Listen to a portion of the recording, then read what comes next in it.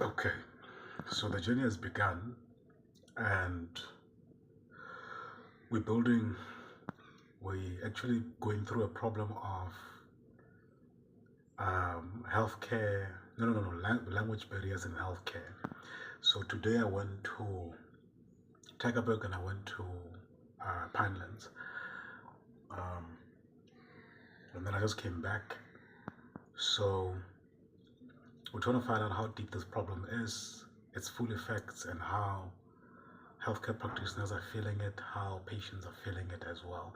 I couldn't film when I was there because this is sensitive, So I'll just film parts of me coming back and just putting things together. So I just wanted to show you my lunch. So I'm having that's hake and that's chips, avocado salad, with some sauces. I think it's Greek or whatever sauces. Very nice chili sauces, and then lettuce as well for the greens. Then some chips, and then yeah, that's what I'm having for lunch. I think I got the sauces from Steers last night. I was eating a burger from Steers, and Limpopo boy, Betty boy, gotta have some avocado. I'm from Limpopo, so I gotta have some avocado. So I'm gonna have my lunch. Then after having my lunch, I'm going to compile the information that I got on the first day today. And then tomorrow I'm heading out somewhere in observatory. There's a healthcare community center in observatory that I'm going to be conducting my interviews at. Then after observatory, I am going to go to PAL.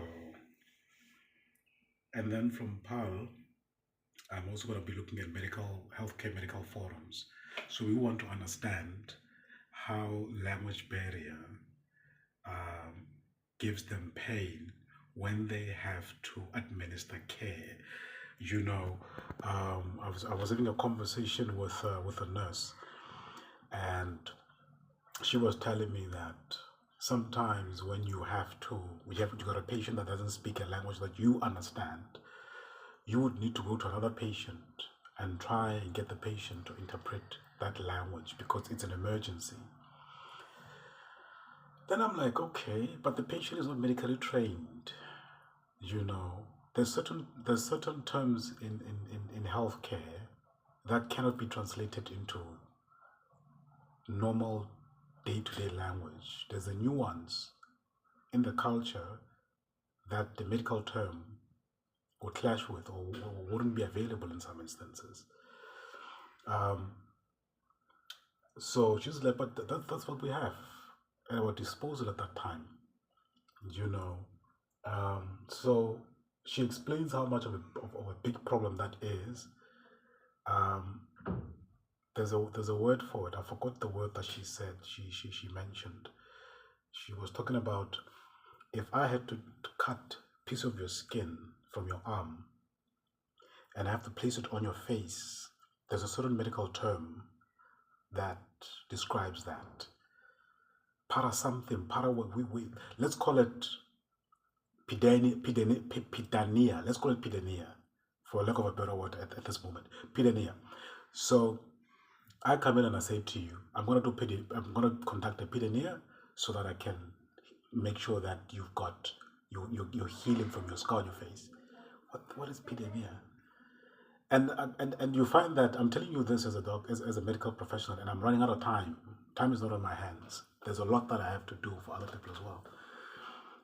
Then the nurse has to explain that into the formal language. How do you say pidania in isiXhosa or iSpedi or Swahili or whatever? She has to come up with all of that. And she's not even trained in those other languages. She's trained in only 3 languages. So now you have to directly translate. And the issue now is the translating. You have to go and tell somebody, I'm going to cut your skin and then paste your skin here. Imagine what that does to the person, So there's a way in which that would be that has to be that it has to be normally translated, in a better way that the patient can understand before they sign off things that they don't understand. So it's a big problem, and technology. I would say technology, but we're not sure if technology is going to help. So we will have to do A/B testing after we gather all information to find out what would really help, what the solution can look like, So I came back and now I'm gonna have my lunch. Now after having my lunch, I'm just gonna write down what the ladies told me, and then tomorrow I go back again. This time with a focus on private healthcare practitioners, because I had a conversation with a public hospital. So now I need to have conversations with people in the private sector as well. So yeah, that's my vlog for today, and then we'll carry on tomorrow morning.